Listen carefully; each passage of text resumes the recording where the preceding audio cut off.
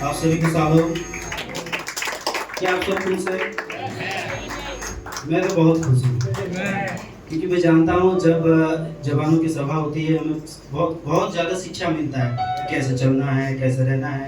असली अगर कहा जाए जीवन का प्रचार तो हमें जवानों की सभा में सबसे ज़्यादा मिलता है, ऐसा ही है। आमीन। तो मैं आज यहाँ पर संदेश तो नहीं देने वाला हूँ, लेकिन एक छोटा सा गवाही के रूप में ही कुछ बातों को आपके सामने रखना चाहूँगा। क्या आप सुनना पसंद करेंगे? आमीन।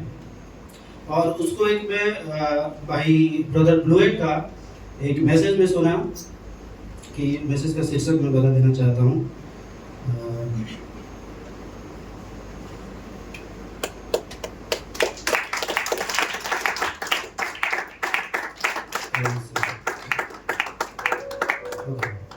न्याय की घड़ी में कटनी का आनंद। आमीन।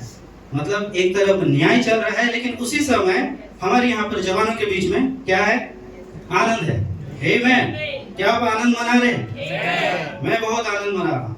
भाई मार्टिन बहुत आनंद मना रहे हैं। भाई अरविंद भी बहुत आनंद मना रहे हैं। क्या आप आनंद मना रहे हैं? आमीन। Hallelujah. God bless you pastor, इतना सुंदर अवसर को दिया और आपको और आपके परिवार को परमेश्वर बहुत से आशीष दे।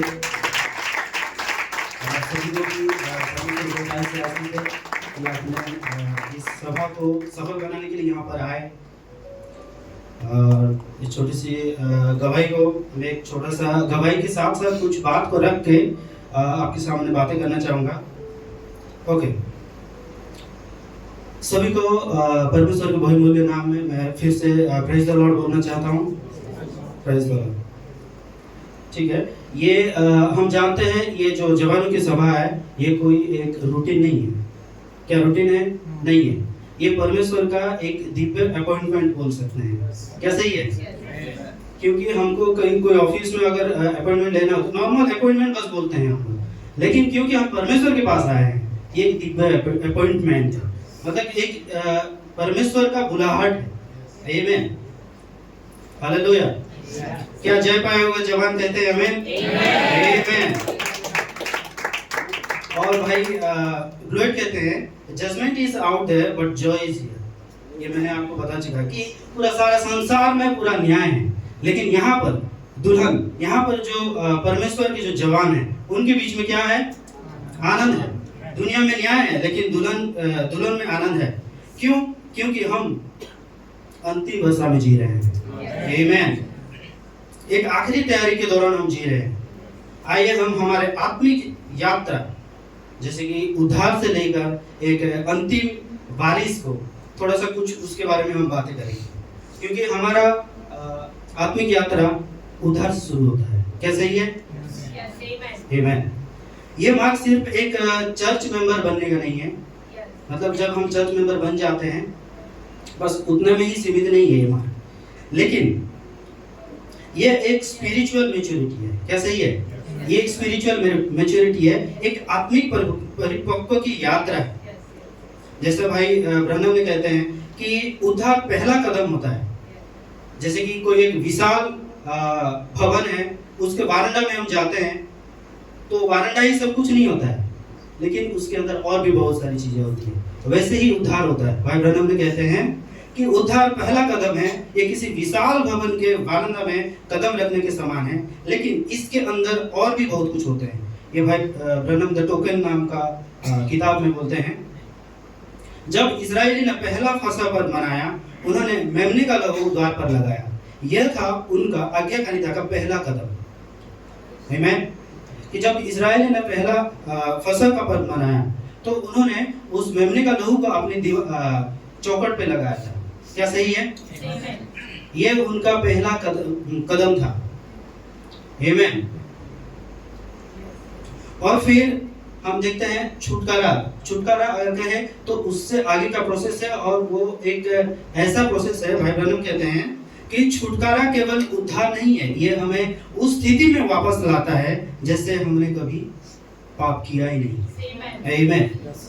जैसे कोई वस्तु गिरवी रखी जाती है, मान के चलो, और कोई उसे आके उस पूरा संपूर्ण मोल ले लेते हैं, उसको पूरा चुका के उसको वापस ले जाते हैं। वैसे ही भाई ब्रनम कहते हैं, जैसे कोई वस्तु गिरवी रखी जाती है और कोई जैसे उसे मूल लेकर वापस ले आता है, वैसे ही मसीह ने हमें अपने लहू से छुटकारा दिया है। आमीन।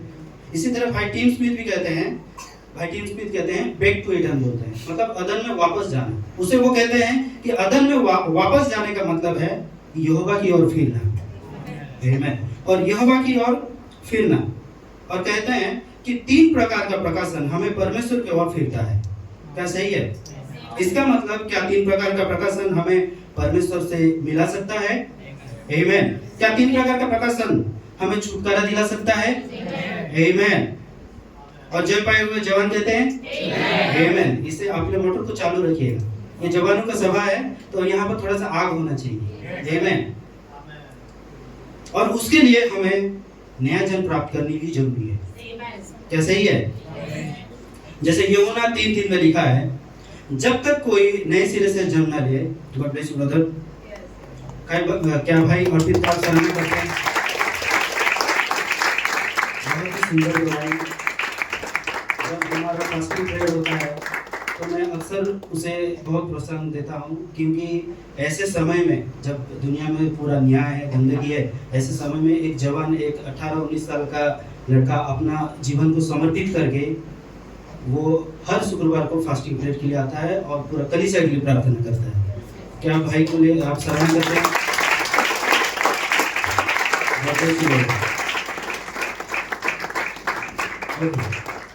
जैसे यूहन्ना 3:3 में लिखा है, जब तक कोई नए सिरे से जन्म न ले, वो परमेश्वर के राज्य को देख नहीं सकता। नया जन्म केवल जीवन में सुधार नहीं है, ये एक नया जीवन का प्राप्त करना है।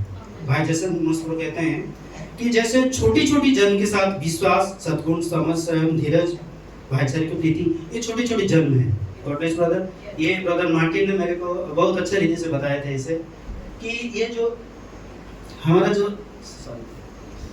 यहाँ पर नहीं है पिरामिड, अच्छा हाँ यहाँ पर आप देख सकते हैं कि ये जो स्टेप्स होते हैं, ये हमारे अंदर छोटा छोटा जन्म लेती है, और जब संपूर्ण उस चरण को पूरा करते हैं, उस समय क्या होता है, छोटी छोटी जन्म के साथ विश्वास, सद्गुण, समझ, संयम, धीरज, भाईचारे की प्रीति, और परमेश्वर स्वयं आपको उस दिव्य प्रेम से मोहरबंद कर देता है, फिर आपको कटनी के लिए तैयार करता है। आमीन। और नया जन्म कैसे प्राप्त करें हो? भाई ब्रनम कहते हैं, आपकी बपतिस्मा नया जन्म को लेकर आती है। क्या सही है? क्योंकि हम जानते हैं जब आपकी बपतिस्मा तुम्हें मिल जाता है, तो आपके अंदर कोई संसार या ये मसीह का जीवन है जो आपके अंदर आकर संसार को जला देता है, फिर आपका नया जन्म पूरा हो जाता है। आमीन। लेकिन उससे पहले आपको उस पहली और अंतिम वर्षा की जरूरत है। क्या सही है? प्रारंभिक वर्षा वो शिक्षा की वर्षा थी। गॉड ब्लेस यू सबको। हमने ये इस संदेश को ब्रदर पास्टर भाई की मुझसे बहुत अच्छे से सुना है कि प्रारंभिक जो वर्षा थी वो शिक्षा की वर्षा थी, लेकिन अंतिम वर्षा फसल को पकाने की वर्षा है। हम सब उस समय में रह रहे हैं। क्या सही है? और यीशु ने कहा, वो तुम्हें पवित्र आत्मा और आग से बपतिस्मा देगा। ये आग किसी मनुष्य की नहीं है, ये स्वर्ग से आई हुई आग है। क्या सही है? भाई ब्रदर ने कहते हैं the holy ghost is not a chill, मतलब शीतल होना, और a shout, it's good, it's God coming into you to take control of your life. मतलब कि होली घोस्ट, पवित्र आत्मा जो है, ये चीखना चिल्लाना ऐसा नहीं है, परंतु ये परमेश्वर आपके अंदर आता है और आपको संपूर्ण रीति से उसके वश में ले लेता है। आमीन। फिर ब्रदर केविन ब्लूट भी कहते हैं कि this rain comes with fire baptism. कैसे ये जो बारिश है, जो अंतिम बारिश है, वो आग की बपतिस्मा के साथ आती है। इट प्यूरिफाइज द ब्राइड, ये दुल्हन को संपूर्ण रीति से शुद्ध कर देती है और उसके अंदर सारे जो गंदगी है उसे जलाकर राख कर देती है, और आपके अंदर के सारे जो भय है, आपके अंदर का जो डर है, उसे भी वो हटा देता है और आपको एक सिद्ध विश्वास को देता है। आमीन। होने दो वो आपको सिद्ध करे। रोमियो 12:12 में लिखा है, इस संसार के समान आप ना बने। Praise the Lord. हम परमेश्वर के जवान हैं, हमें इस संसार के समान नहीं बनना चाहिए।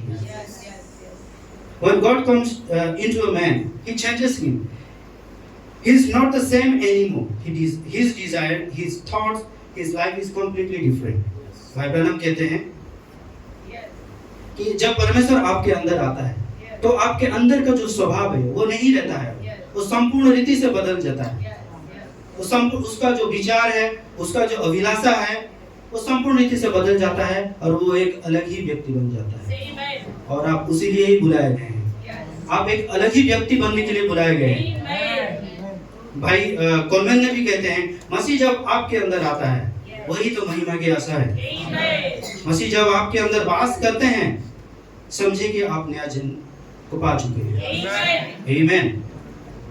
किसके समान? दानियल, यूसुफ, दाऊद, ये सबसे अलग थे। सबसे अलग थे कि ये सब दुनिया के लोगों से कंप्लीटली वो अलग थे, अपने आप को अलग किए हुए थे। आपका एक अलग बुलाहट है, दुनिया में घुल मिल जाने का नहीं है, बल्कि इसमें भाग कर उसमें कंप्लीटली आपको पूरी रीति से अलग होने का है और सारी गंदगी को जलाकर खत्म करने का है।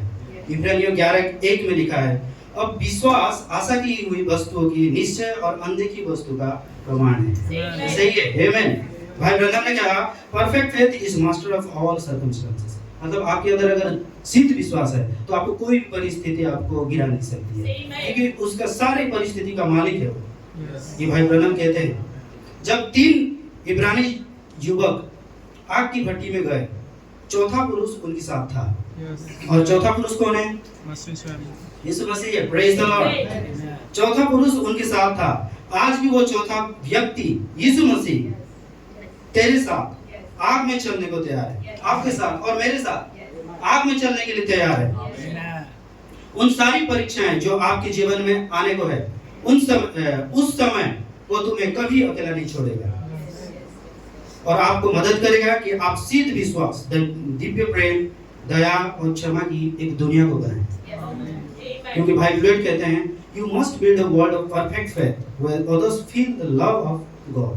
कि आपको एक ऐसा दुनिया बनाना है जहां पर हर कोई बाहर के लोग हैं वो ये सोचे कि परमेश्वर को प्रेम कैसे होता है। मेरे पास अभी एक सवाल है, क्या आप अपने चारों ओर किस प्रकार का दुनिया बनाना चाहेंगे? ये मैं पहले भी बोल चुका हूं। आप अपने चारों ओर किस प्रकार का दुनिया बनाना चाहेंगे? तुम्हारे शब्द, व्यवहार और जीवन किसी के लिए एक जीवित बाइबल बन सकती है। क्या सही है? और भाई ब्लूट कहते हैं, be the Bible your friend may never read। मतलब एक ऐसे बाइबल बने कि आपके दोस्त कभी पढ़ा ही ना, ऐसे बाइबल बन के दिखाए अपने दोस्त को। भाई ब्लूट कहते हैं, this is the third phase where the bride speaks the word, acts in power and lives without fear। और ये वो तीसरे चरण है जहां पर दुल्हन वचन बोलती है, मतलब सत्य को बोलती है और वो सामर्थ के साथ बोलती है और बिना डर के बोलती है। आमीन। आज की दुल्हन केवल वचन सुन नहीं रही है, वो वचन बन रही है। क्या सही है? ब्रदर ब्लूट कहते हैं, ये दुनिया न्याय में फंसी है लेकिन दुल्हन आनंद मना रही है। ये अंतिम तैयारी का समय है। यहाँ आप केवल एक वचन सुनने वाले नहीं बल्कि एक गवाह बनने के लिए आए हैं। आप सब जवान एक मिसाल हो दुनिया के जवानों की तरह एक्सक्यूज नहीं देते, बल्कि एक गवाही को बांटते चले जाते हैं। आप एक कॉपी नहीं है, मतलब कॉपी पेस्ट नहीं करते, आप संपूर्ण रीति से एक नई सृष्टि है। आप नया है, किसी चीज का आपको उसका मतलब कॉपी नहीं है, आप संपूर्ण रीति से एक नई सृष्टि है। प्रेज़ गॉड, परमेश्वर को सराहना देंगे। और आप एक भीड़ का भी हिस्सा नहीं है, आप संपूर्ण अलग होने के लिए बुलाए गए हैं। जैसे कि ये कह रहा है 10:1 में लिखा है, अंतिम वर्षा के समय यहोवा से वर्षा मांगो, परमेश्वर देगा ताकि उसकी फसल तैयार हो सके। क्योंकि परमेश्वर भी चाहता है कि उसकी फसल तैयार हो, क्योंकि वो चाहता है फसल तैयार हो जाए। तो आइए मेरे ब्रदर एंड सिस्टर, क्या आज से हम सब से अलग बनने की साहस को दिखा सकते हैं? क्योंकि बहुत सी बार हम सोचते हैं अगर मैं अलग हो जाऊंगा तो इंसल्ट हो जाऊंगा। बहुत सी बार हम सोचते हैं अगर अलग हो जाऊंगा तो कहीं मेरे ऊपर सबका नजर ना हो।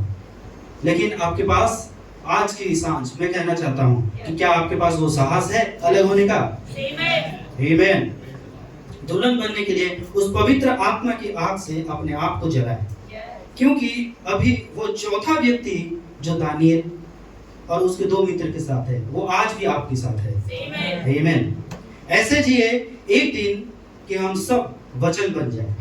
क्या तुम तैयार हो आग के बपतिस्मा के लिए? क्या तुम तैयार है सिद्ध विश्वास में चलने के लिए? क्या आप तैयार है एक जीवित पत्री बनने के लिए? परमेश्वर की जवान कहते हैं अगर आप तैयार हैं तो आज का दिन आपका है। आप आनंद को मना सकते हैं।